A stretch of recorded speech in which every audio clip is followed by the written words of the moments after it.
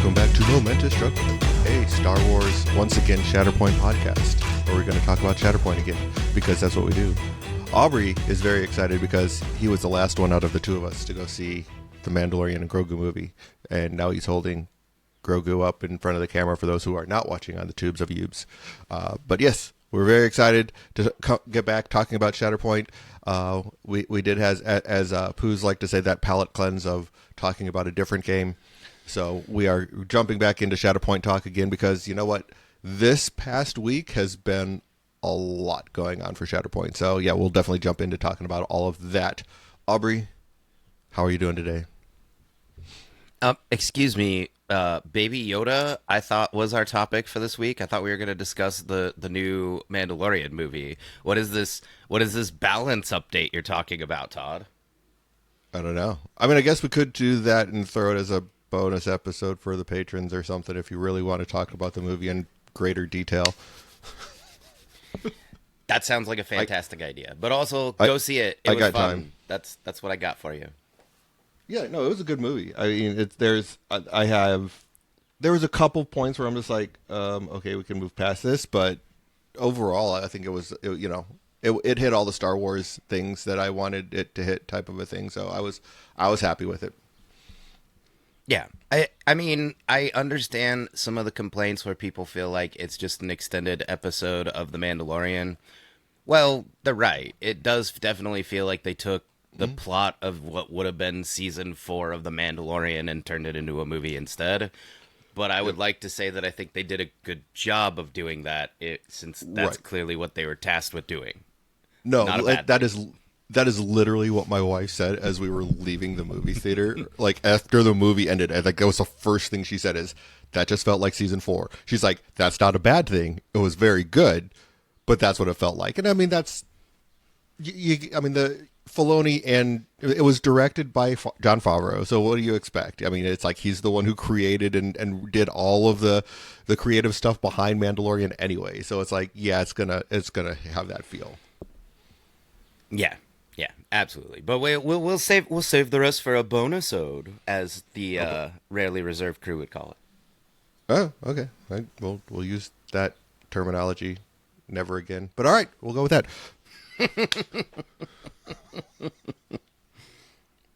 Fine. Yeah, how am I doing, Todd? I haven't done anything with Shatterpoint because I've been really busy messing with my 3D printers because they both decided to break at the same time in the same way, and yet only one of them was fixed by the appropriate repair.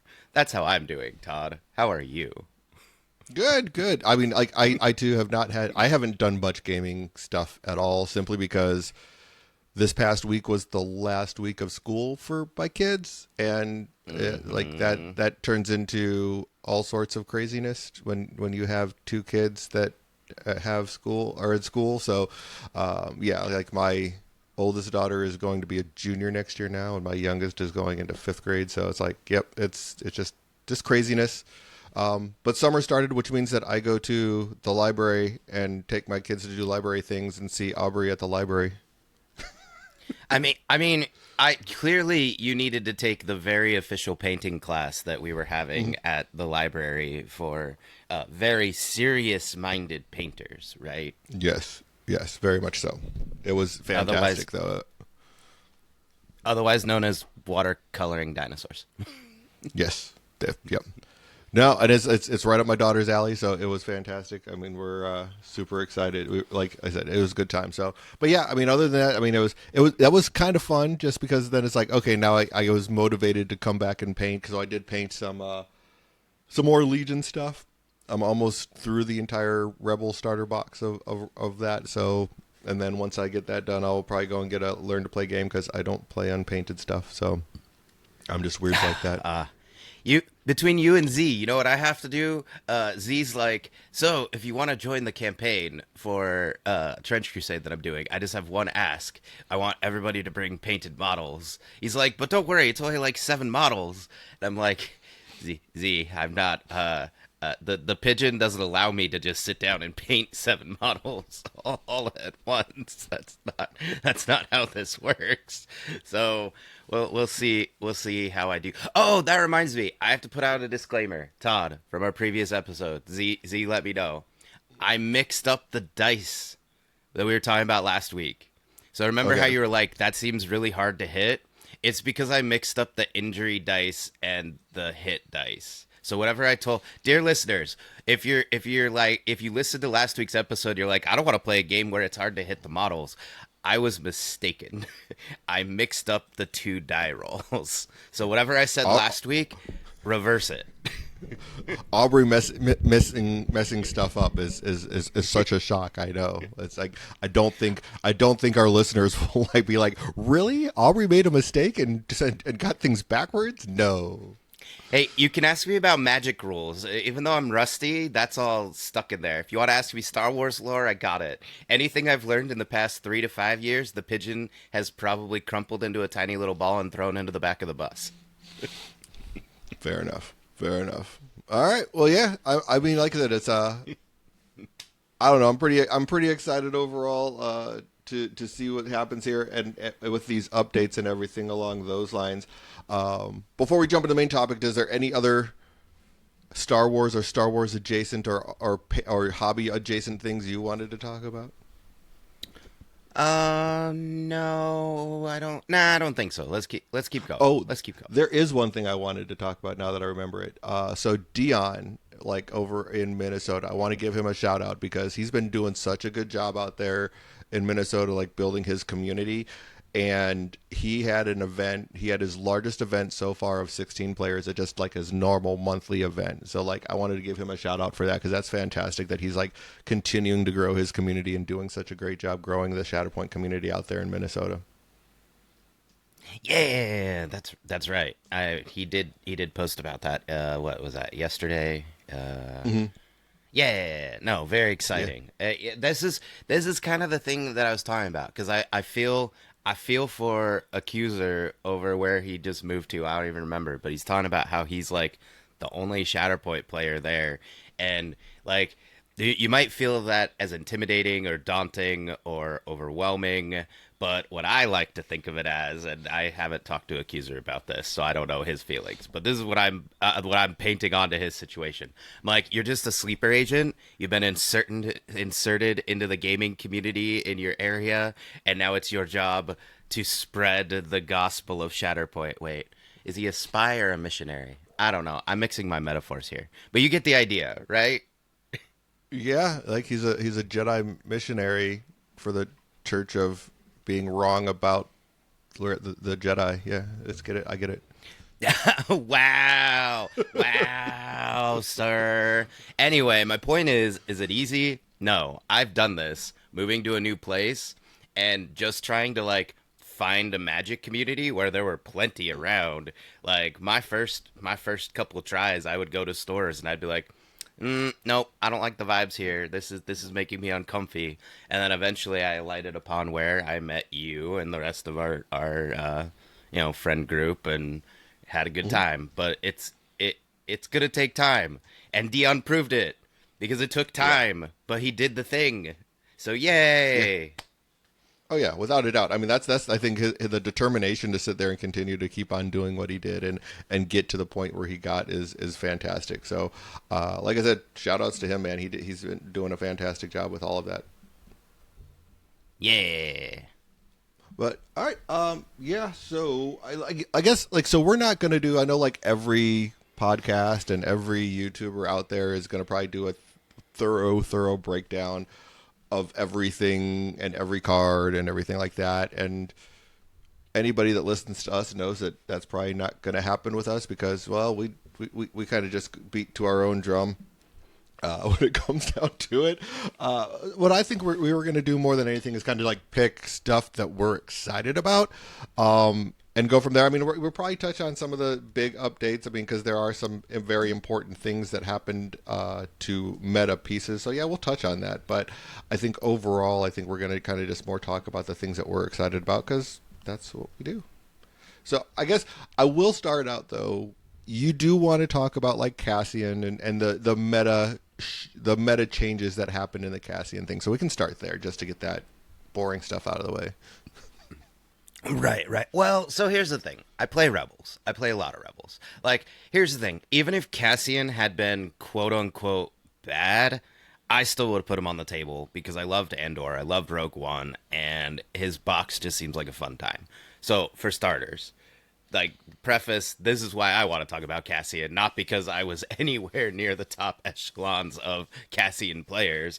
I played Cassian because, well, all right, you kind of had to if you wanted to play Rebel Alliance during the past meta. And two, I liked Cassian. I liked his character. So I always kind of feel weird when something starts to move to the top of the meta because like for example, I've never played Bad Batch, even though I was excited to play Bad Batch. But that's because it looked like it was starting to be the boogeyman of the format, and I like talked myself out of it. Like remember the early days of Hunter Obi-Wan, and I was like, well, I don't want to be that guy. And then when we found out it wasn't as good as I thought, then I just never went back around to the box, which is a weird thing to say. So I'm just saying this is why I want to talk about it because Cassian doesn't look bad. Cassian looks No. like how he probably should have been designed. Like he cares way more about spies now, right? Like his synergies with I don't know, the Jin box now mean that you're going to want to slot him in more often with her and her kit because spoilers, if you jump down to Baze and Churret, no more free force for you. Mm-mm-mm. So Right. you're going to need Jin's ability to kind of help you with force economy and force management now that Baze and Churret can't just do it for you. But I mean, like overall, if you look at these changes, they don't feel that dramatic. Like I don't want to talk about Boss because I know everybody's talking like Boss feels like a complete rework or I don't know. Mhm. But even though I feel like it's very like I think his are small too. But Omnis was saying something like it was like six different changes if you count like Rebel Commandos, which we'll talk about in a sec, and Basic Chariot, and all the changes to Cassian. But it really just feels like this town is ready to blow. Only works when you're losing. Oh, Which now is it's a what catch it up. should have been. Yeah. Yeah. Right. Now it's a catch up mechanic. That makes a lot of sense. Now the sharpshooter and impact isn't like let's play an army game and roll 15 d6s. Now it just feels like a a good reasonable effect. The wounded by an enemy attack. I know Cassian felt unique because you could just do it on your turn and do all these other things, but like in my opinion, from game design. When you make too many abilities that work almost identical to each other but slightly not, that leads to confusion with new players going, all right, when does this trigger? When does this trigger? When does this trigger? I don't know. And so making it, again, wounded by an enemy attack or wounded by an enemy effect, like, that's kind of in my mind, that's the philosophy of a revenge trigger. Like Right. it should be your opponent did something and now you're reacting to what your opponent did.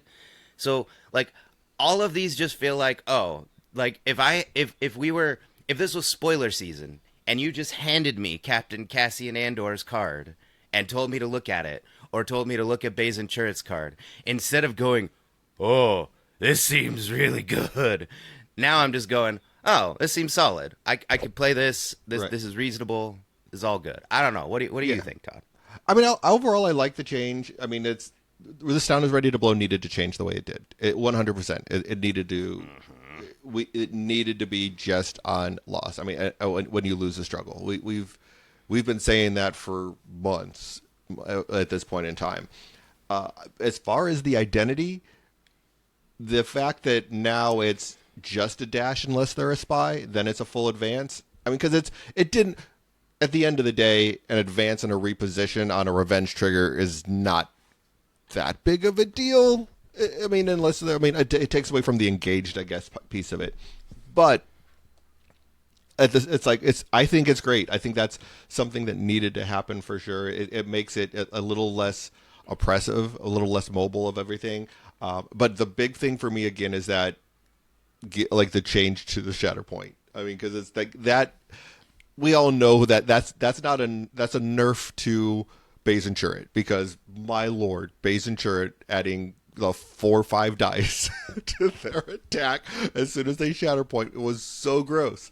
I mean, this only tones it down by 1 dice, but I think it's a change that definitely needed to happen. Yeah, yeah. And that's the thing is, like, this is what I enjoy about AMG's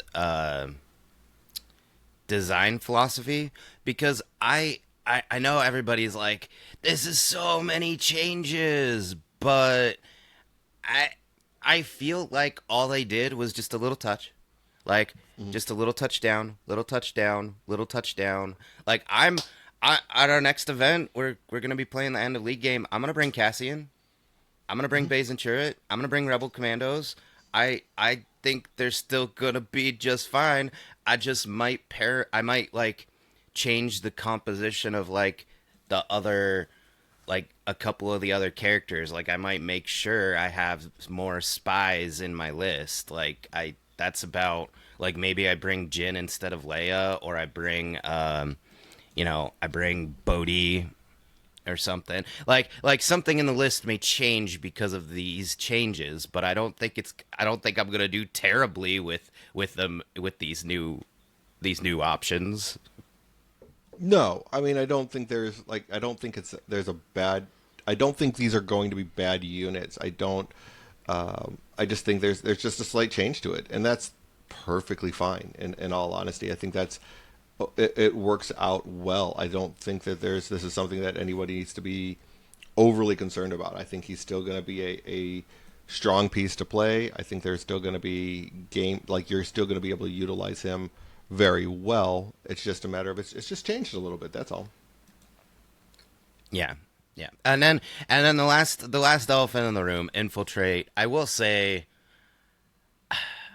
I know this is a nerf, but it does feel a little bit like, one, now you don't feel forced to bring either ISF or Rebel Commandos, because there was some times where, like, if the meta reached a point where certain maps, like Never Tell or whatever, were being played a lot, you felt like you kind of had to bring an infiltrate list.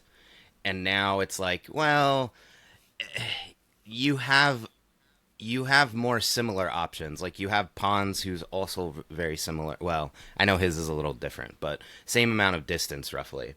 And then this change also means that, well, you shouldn't feel quite as bad for choosing not to bring infiltrate units, I think, because they're not as potent as they were. So now you feel, I feel like it's a less restrictive change, which is a weird way of thinking about it. I don't know. What do you think, Todd? No, I mean, I think it's a good change, because putting them out range 3 really felt like you were just getting them on the midline, and I think that's a good change. I mean, ultimately, honestly, I think this nerfs, the Iden box even more from what it happened before. Right. I don't think it's, as far as the commandos, it's like, okay, that's fine. There's other pieces within this box, or within the rebel side of the list, that's not that big of a deal. That doesn't hurt you nearly as much. It's like, okay, that's fine. I think it's more impactful on the ISF than it is on the Rebel Commandos, for sure, because, like I said, the ISF, I think we're the only piece of the box, of the Iden box, that really didn't get touched, and now it's like, oh, they were gonna sit there and touch this one too. So it's interesting. I think it almost makes me want to put Iden back on the table too, just to kind of see how that box plays now that she doesn't get to put them at range 3, and then she has to put them at range 2. So it'll be interesting to kind of see that piece of it too. But I think overall it's a good change, and it should have happened. I think moving that far forward, getting that far forward out of deployment, is really wild. Yeah, yeah. It's okay though, Todd. I know we're not going to talk about them a lot today, but Empire got a bunch of stuff. They don't need ISF. They can play with all their stormtroopers. Yeah, and I think that's kind of, I mean, it's not going to be bad. I mean, like, the Empire's not in a bad place. They never really have been in a bad place, as far as I'm concerned. But it just changes them for some point. I mean, so kind of circling back to Baze and Churret. I mean, it's interesting. For me, it feels like I don't know if they did enough to them. It's like maybe just toning down Cassian was enough to sit there and make them bring the power level of Baze and Chirrut down. But in all honesty, it's like, okay, what did they on their card? It's really just the Force refresh. It's like they didn't really get touched that much. Yeah, I think. Oh well, okay, or zero games with it, and I know people have already put the balance up pass out on the field, but I really think it was the combination of Cassian plus Baze and Chirrut, like all of them together. And I'm not saying you won't still play that; you're still going to play it, but I think you really just needed to tone down the dice, and they did that. So I mean, I gotta play it. I gotta play it to find out. This is one of those. I agree with you, but I don't know if they did enough or not until I play with it a few times. If I still feel Right. like, ooh, I'm having too much fun here, then we'll Right. know. Yeah, I mean, I wasn't a playtester. I never did any of the playtesting for or anything like that. So it's like, there's probably people that put a lot of reps into this already that felt like this was the right change to make. So I mean, I'll go with it and trust it, but we'll see it in action. I mean, like I said, that not this, like, what is it, 2 weekends from now we're doing our league finals game, so we'll really get to see kind of. I think that's when we'll see a lot of this come out and locally in gameplay and see kind of like a really good mix of what's going on. So we'll go from there. Yep. All right. So one other thing that I want to talk about before we jump into the stuff that you were bringing up that I want to talk about is your excitement to play Darth Vader in Galactic Republic. I know you're really excited about this now, and I don't want to gloss over this. I want to give it all the time that we should be giving this, because you're excited to play Darth Vader in Galactic Republic, and it's great. I hate it, Todd. I hate it. And okay, so hey, Chris, we're making this official. As the purest of Christophers officially dubbed in his changelog, the Padawan learners are sexy now. And then I brought them to their natural conclusion. They are now the sexy ones. Just like when you now Sithy ones, now they're sexy ones. Yeah. So I and agree. it's such a small change too. All they did was increase their health from 7 to 8, and then added an innate ability granting impact 1, and yet we know the change from 7 to 8 is very important, very important. And so yeah, now I kind of want to play Darth Vader and the Padawans. I hate it so much. Yeah. I'm so excited for that. I'm so excited for it. So like, what would the I just want to know, since this is something you hate so much, I want you to talk about this list a little bit. What would the list be that you would hate building and actually love playing? Okay, so this is gonna sound silly, but I actually think where I would want to try him first is with our other friend, which I'm going to let Liam talk about and pontificate on at some point, I'm sure, is with Kit Fisto. Because I'm already hearing people be excited about like Kit Fisto, Nadar Veb, and then I don't know, flavor to taste, some other support. That's the only part that I'm kind of iffy on. But Kit Fisto already has that, like, you can change the result in the defense roll to a fail. He has supporting assault, where if the attacking character is within 5 of him, he gets the dash. Like, it's super interesting because he's like, it's just a completely different model. And then like his requesting surrender, he can either jump or shove a model. Like, all that's all just letting people know what the changes were to fit to Master Fisto.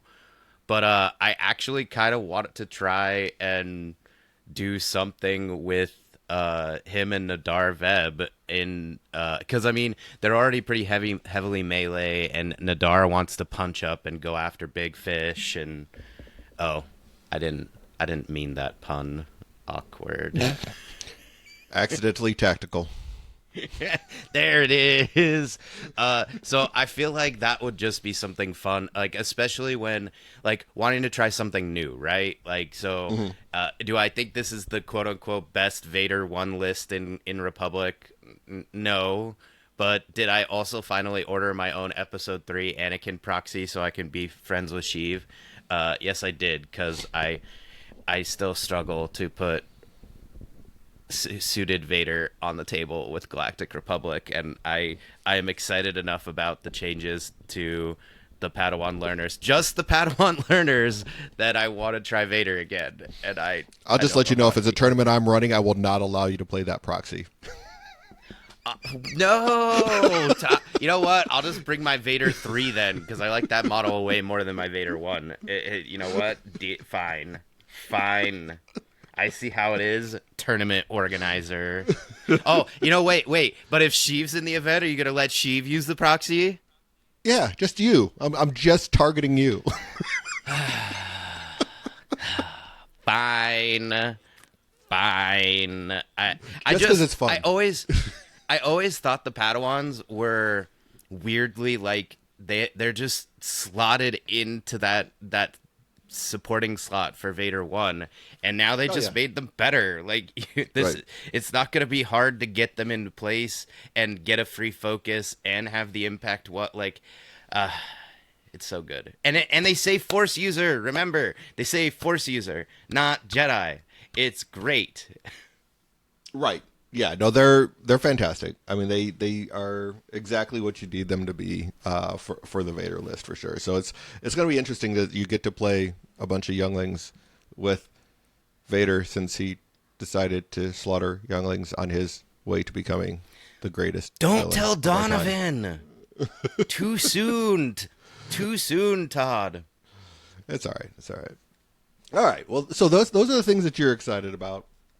I mean, for me, I'm excited to see how these overall changes to the B1s and the B2s go over. I mean, it's really just the countless ability.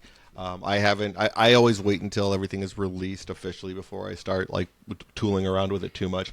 But countless really seems like it's going to be interesting. You know, I don't know if it's going to be as impactful, but I think I've read this somewhere else. I'm not going to be the first person to say it, but they are like at this point in time they're going to be the best three threat or three cost unit in Separatists, being the B1s because Magna Card just aren't there anymore.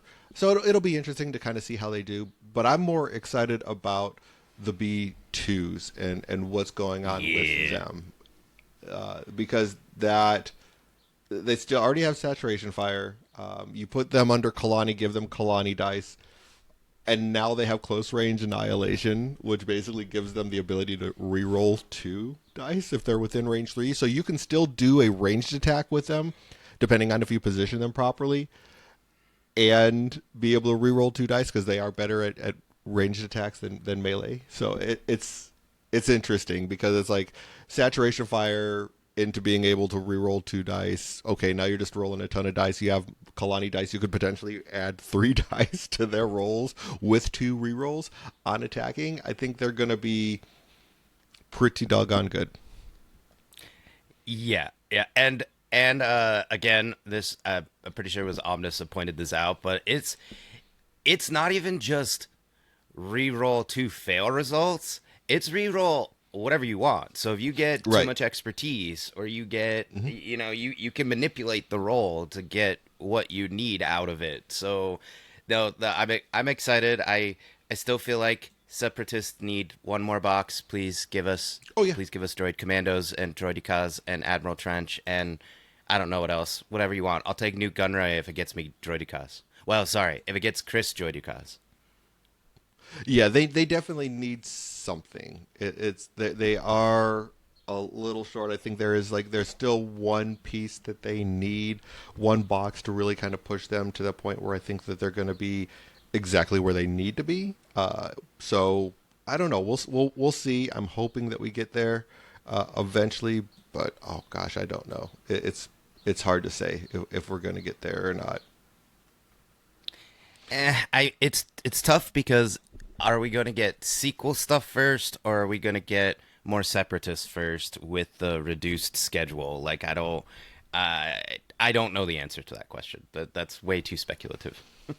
Yeah, I mean, I'm assuming we're gonna get the episode 1 box before we get anything else, but who knows type of a stuff. And then, Oh yeah. I'm but with thinking an episode, long term. yeah, but with an episode 1 box, it almost makes sense that you could sit there and get like you're getting a new blue box. Why can't we get like why can't we get another Seps box in there to go alongside it? But who knows? We'll wait. We'll see what happens. But yeah, I mean, like I said, it's these guys right now at ranged attack for the B2s can potentially be rolling 9 dice with 2 rerolls. And like you said, their expertise is not good. I mean, you only need 2 expertise at range. Anything over 2 Right. is awful. So like to the point of, if you get too many expertise, you can reroll them. Yeah, that's kind of where you are. But it's like, man, they can push out a lot of damage now with rolling 9 dice and 2 rerolls. I mean, especially with 2 of them doing that. So, well, we'll see. Oh yeah, yeah. No, I like this change. I mean, this is gonna sound funny because we think about like the B1s and the B2s as kind of being like these joke characters because most often we see them being ineffective in Clone Wars. But my most recent memory is trying to fight a bunch of B2s in the Jedi Survivor game, and those things have like rocket launchers and focus fire, and they can punch you in the face. Like I kind of get now after fighting them a few times. I'm like, all right, these things could kill Jedi. All right, it would take a lot of them, but they could do it. Okay. Yeah. And you get a lot of the B1s now. That's for sure. I mean, with countless, you definitely get a lot of them.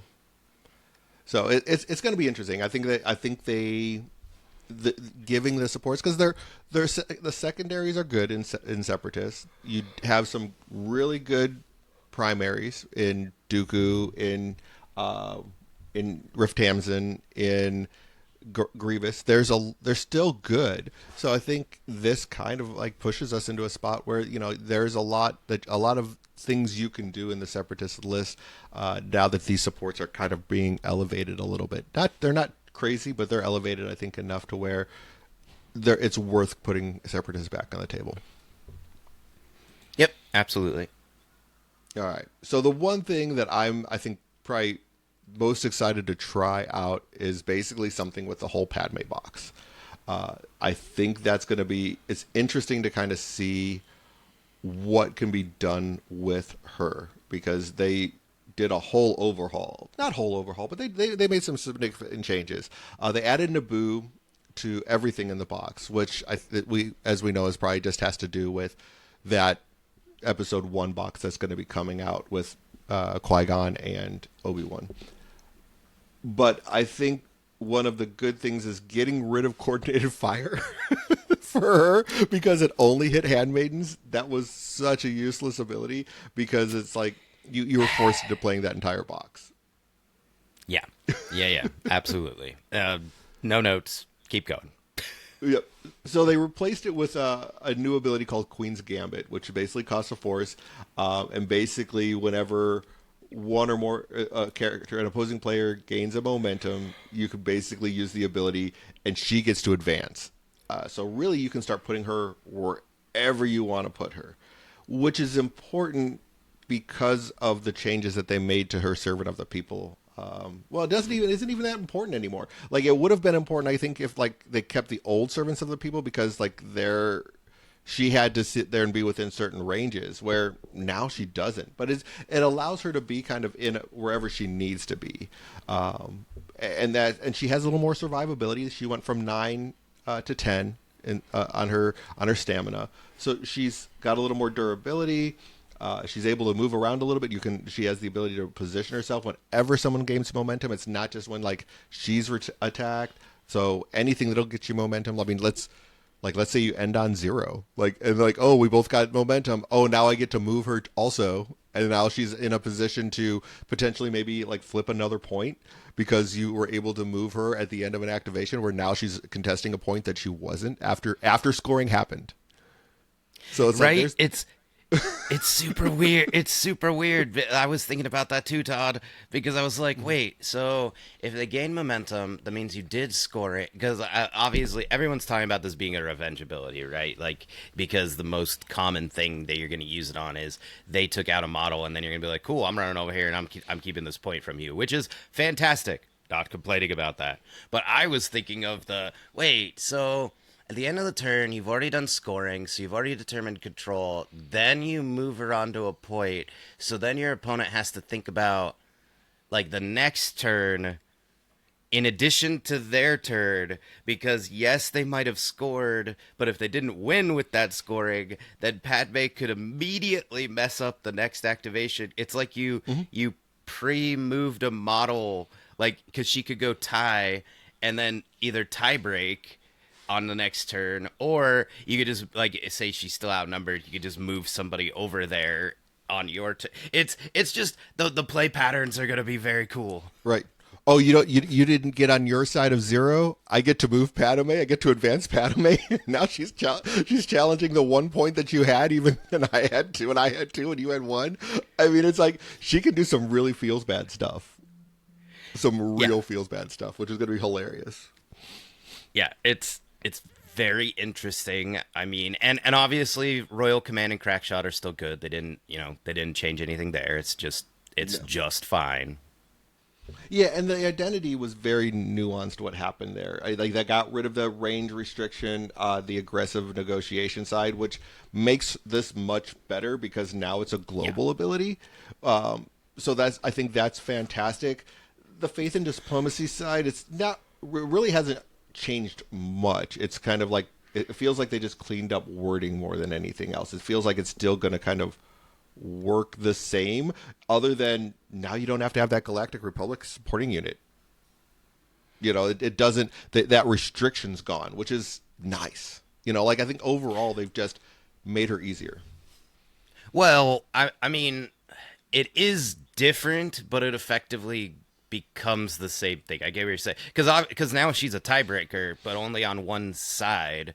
Right, But it also doesn't care about supports anymore, so it's right. still better. I don't know.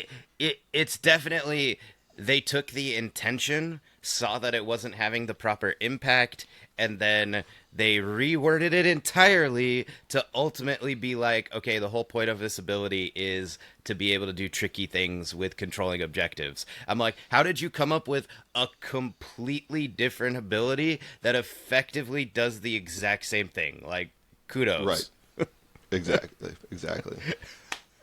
So I mean, but yeah, I like all the changes. They were all positive changes that they made with her. Sabe just got better, which is insane. She's just, again, the like instead of handmaidens, now it's Naboo and Galactic Republic, which is great. Her loyal protectors is fantastic now because now it hits Galactic Republic, and also and then just if they're Naboo, they get to do stuff like she gets to move, which is fantastic. It's again she doesn't, and it doesn't need to go towards a primary. So this is like a much better activated ability. Oh, yeah, no, absolutely. This is basically, unfortunately, as cool as it was to have Handmaiden be a tag that mattered in the game, it was too restrictive of a tag. So they just swapped it with Naboo, which is less restrictive and but still makes sense thematically. Like, I love these abilities where it's like, okay, I can bring this box with other units in a faction, but I don't have to be upset that I'm not getting the full effect because it's basically up to me. I can choose any of my Galactic Republic units, but I'm understanding that I'm giving up Sabe's dash. And then Mhm. if I have the Naboo, I'm happening to hit the Naboo tag, awesome, I get a bonus thing. Like this is just like Spectre's abilities. Like I love it. It's great. Yeah. Yeah, I mean, it's like I like that they got eliminated the restriction for sure. Exposed flank is still the same. That hasn't changed. Got rid of coordinated assault and switched it out for the staunch bodyguard, which is fantastic. It's basically now when a primary unit is targeted by an attack before everything's rolled, she can reposition towards that.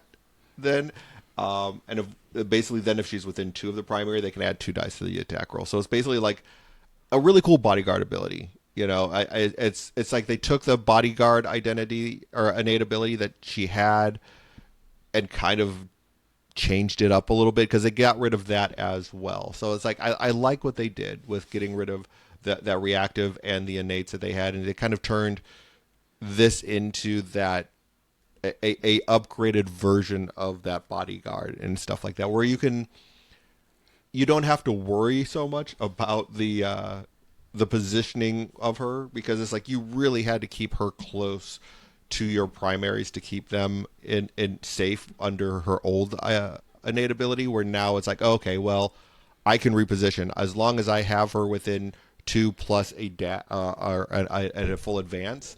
You're in a good shape, and it's a reposition. So even if she's engaged, she's able to sit there and get that full advanced space of movement. Oh, yeah, absolutely. I almost was going to ask why Queen's Gambit isn't a reposition, and then I saw Sabe's card and I was like, "Oh, giving them both reposition would be a lot." Like that's all right, never mind. Carry on. Carry on, AMG.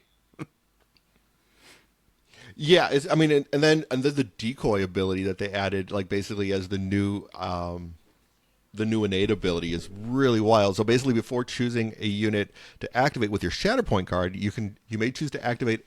You choose an active objective within 2.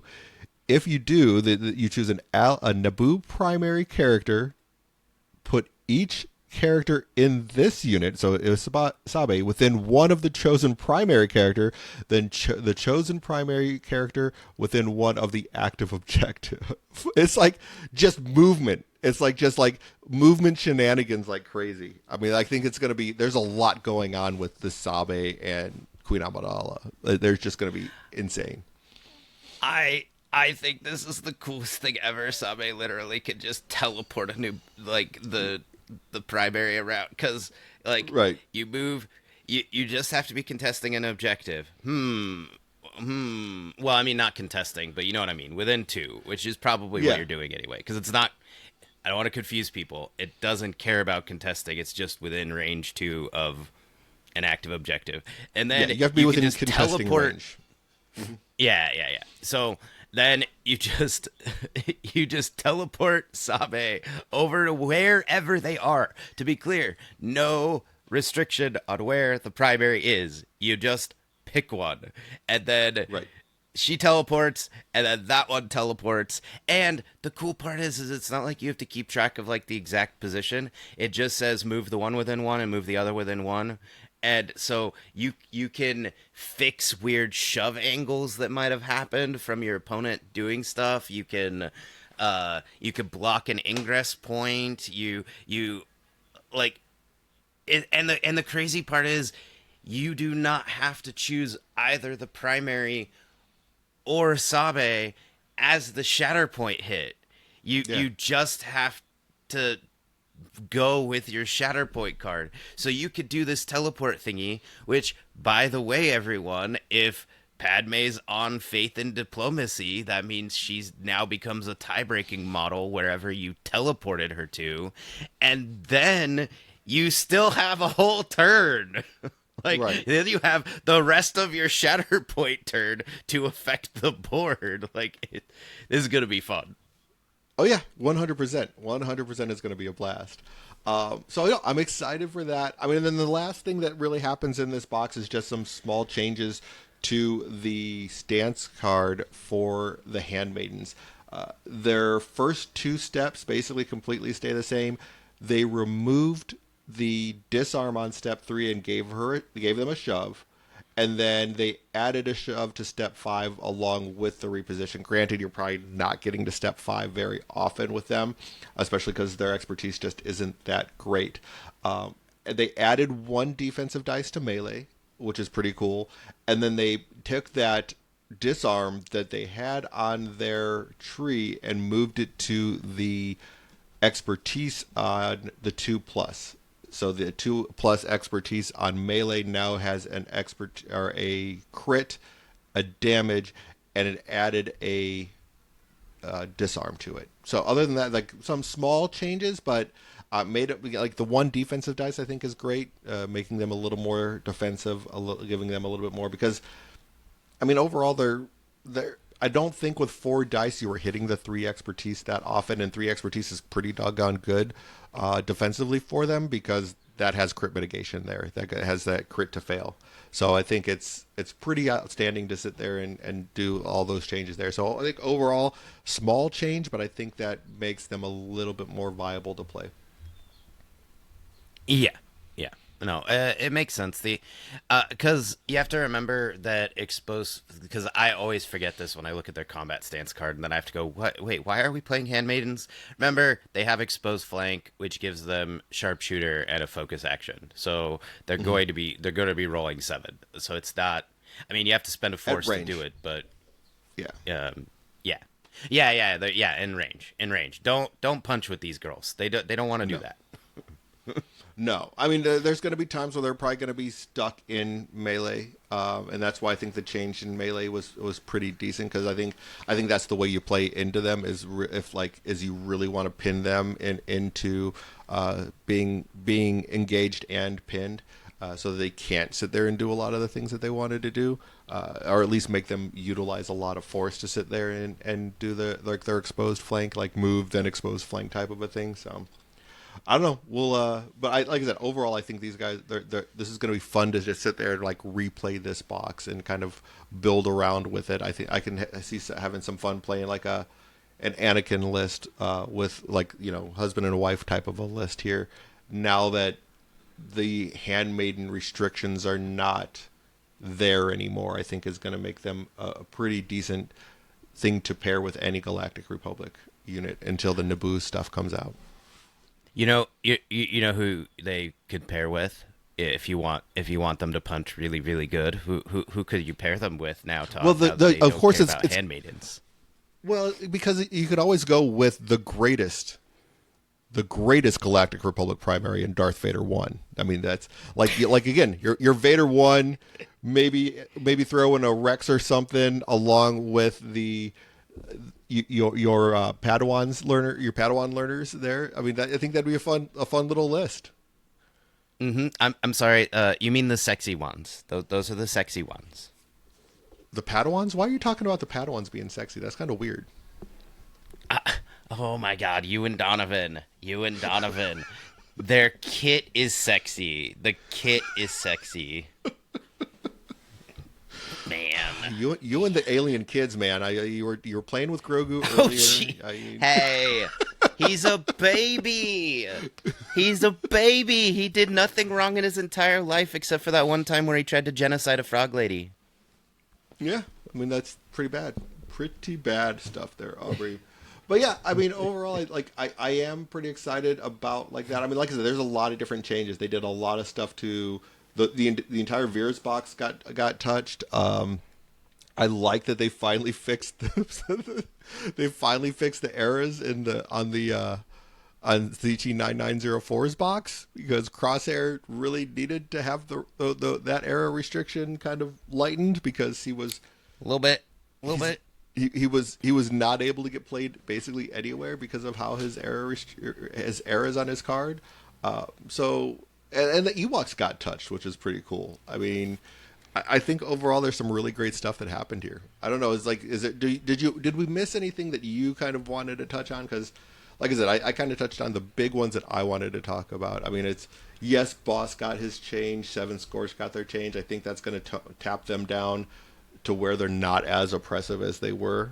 So that'll be. But I think again, the biggest thing we saw was Cassian getting changed. I think was important. Hopefully, it'll be enough to kind of bring him into balance, and I think that's the biggest thing because as Boss was good, but and I'm hoping that this isn't going to drop him off because the Delta Squad should still be a premier team.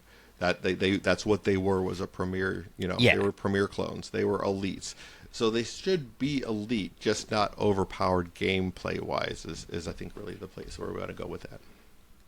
Yeah, I'll be honest. I haven't had time to really dig into a lot of the other changes because I'm never as excited about Empire. So sorry, I am glad there are Imperial fans out there. I would like to play against you. I like doing the good versus evil. I don't want to fight rebels v rebels all the time. So please bring me your stormtroopers.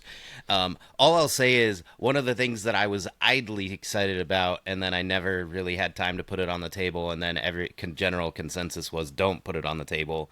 Is I would love to do like a Vader 2 box Veers box just for fun game where you're just bringing oops all stormtroopers, you're doing the synergy, and you get to kind of recreate the Battle of Hoth from the Empire's perspective because you're bringing all the stormtroopers. Vader's walking doing his long striding through the Echo base looking for the Millennium Falcon. Like, I'm always looking for a good story, and I'm happy to report now that it looks like we can actually do that and it will actually feel like Empire Strikes Back, where the Empire is scary and blowing up some rebels, as opposed to them being like the stormtroopers on the Death Star who are clearly ordered to miss on purpose, because that's the only explanation for how those people got off the Death Star.